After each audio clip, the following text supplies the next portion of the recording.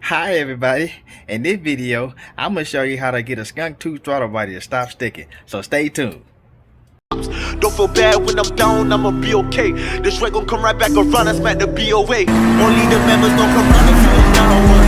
We go Valentine, bring on a shotgun. Knew I was finna be great when I came out the wound. They hate that I'm a butterfly that came out that cocoon.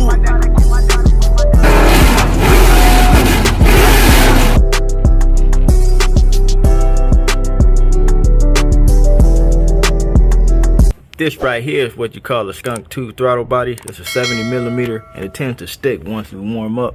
So I'm gonna try a little trick to try to get it to unstick. Just do it! So right now you see it worked fine. There's no problem when it's cold, but when it warm up, you notice when you come to a stop, sometimes it'll idle at 1500, 2000 RPM. That's way too high. So check this out. First thing you wanna do is take this nut off right here. This nut right here is a 13mm, so let's do that. So once you take these nuts, got it! There's gonna be a washer behind it. The washer is the same shape as, let's see if I can get, man, I can't get it with one hand, but it's ovaled out. It's the same shape as this, so pull that out. And it's that washer I was talking about. You see how it's ovaled out, so it'll slide over the stud on the throttle body. So once you do that, you just want to wiggle and pull, and you go see this go come off, but also there's a spring back there. Come on, fizz on. Come on, fizz on. There we go. That spring go come off with it. Just remember how it go. All right, it's gonna be, here we go. And then it's gonna be a plastic, I don't know what that is, but you can leave that on there if you want to. You don't need it. But try to hold this together and make sure you remember how it go. So mine, it goes like this. Okay, so the spring is in there and you pull it up. Once you pull it up, you see it's another leg right there, and that leg, it goes in that hole. Okay, so if you see, mine already has a second hole. I'm gonna show you why I put that there. Basically, when a throttle body gets stuck, it's because this spring, well, it's not because, but it's because the actual blade in there is rubbing against something and it's causing friction and it's getting stuck. And the spring don't have enough tension in it to close it all the way. These stock, not stock, but these Skunk2 throttle bodies, the spring tension is real weak compared to the actual OEM ones. So treat it like a carburetor. When your carburetor, your throttle return is acting weird, or you know, add another spring to it, it'll close it right up. That's all we finna do, but we're not gonna add another spring. If you able to add another spring to your throttle body without taking it off and doing everything that I'm about to do, then hey, be my guest, add it to it, and that extra tension should get it to close shut without keeping your RPM so high. So this trick, I'm gonna show you how to do it without adding another spring. You just go try to get a little more tension on this spring right here. So here we go. So this is the throttle body wheel, I guess, per se. And originally, you see this one already been drilled out, how it's silver. That's because it's clean. That's a clean cut. It ain't got dirty yet. This is the original one right here. It's a little darker. That's where the actual springs sit originally. And let me see if I can get it in there. Yeah, I got it in there. Oh, no, I don't. I almost got it in there. There we go.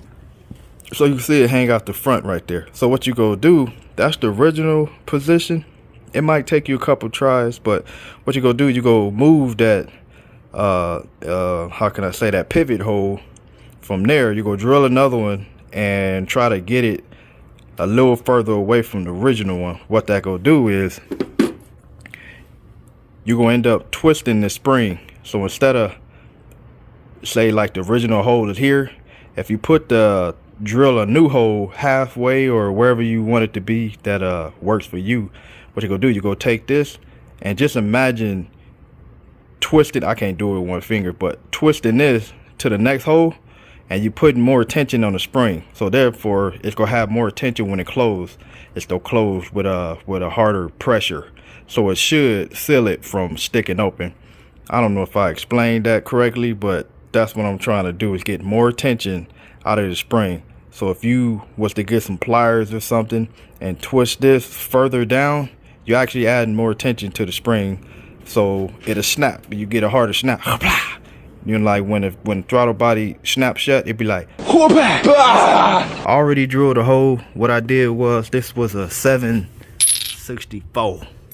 It's a real thin drill bit. Let me show you. So I got it out of this drill kit right here. This is the Walt Disney. You want to get that 764 right there. 764. I already sized it up. This was the best one from this Walt Disney kit right here. Luke, you plan on helping me or what? Come on, man, give a brother some space. All right. So what I did was, I just took this. What I do with the dang on wheel, man? Oh, I took the wheel. I can't even believe the spring down there. My dog been and got it and swallowed it, and y'all call me cruelty to animals and all that kind of stuff. So all I did was get the wheel. I guesstimated where I wanted to drill a hole. So I just went from, what was that? I don't even remember what the original one was. Oh, yeah.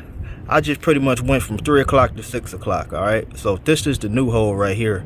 I'm gonna put it on there and see how the tension feel. You don't want your pedal too stiff, because then when you take off from a dead stop, it'll feel like you're applying too much pressure to get the blade to open. You don't want it too stiff. So if you put it here and it feel like it's too stiff, just back it up a little bit.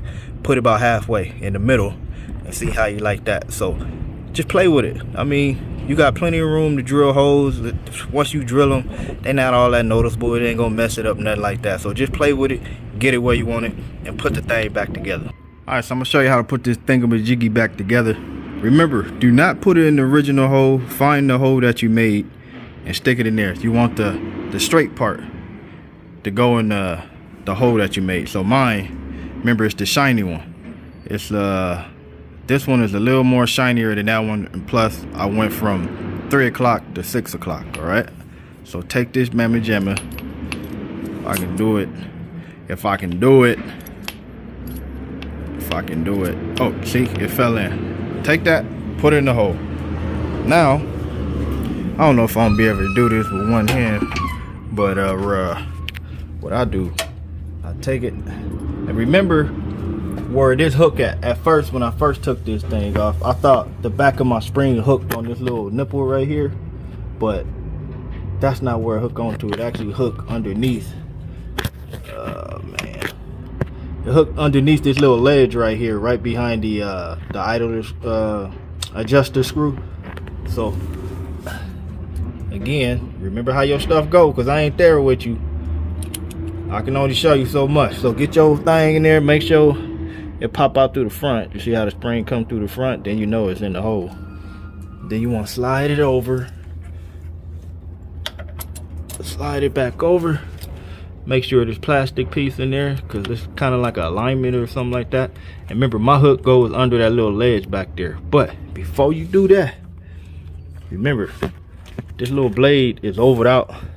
It's only gonna go on one way. All right, so you see how it went on like that? Now, oh, fell out, dang it. It's hard for me to, oh, the spring fell out too. Look, y'all, I can't do this with one hand. I'm gonna get this on there, and I'll be right back after this commercial break. Hey, motherfucker, you are looking for something spicy? All right, I got it on there. It might take a couple tries, but you'll get it. Trust me, you get it. I believe in you. And right away, oop, almost, dang it. I can show you how snappy it is. You can tell right away the extra tension. You can feel it. So that's what I mean by, you don't want it to be too tight to where it's too hard to open it and it's uncomfortable, or you won't like how it feels when you take off from a light or from a standstill. So, and then the oval one go back on.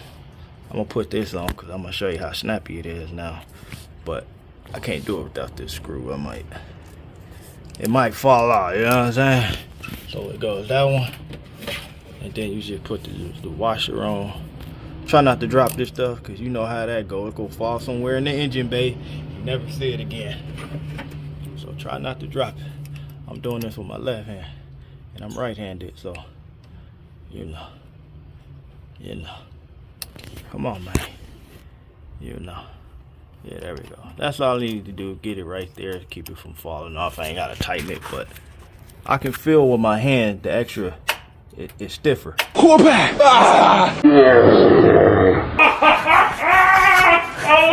Okay, so I'm gonna try that, and if that don't work, I'm gonna drill.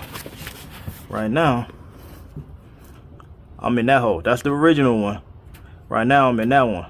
If this isn't enough tension, I'm gonna put another one. Maybe we take that over. Well, I thought it was gonna go on upside down, but obviously I was wrong. So I went from 3 o'clock to 12 o'clock.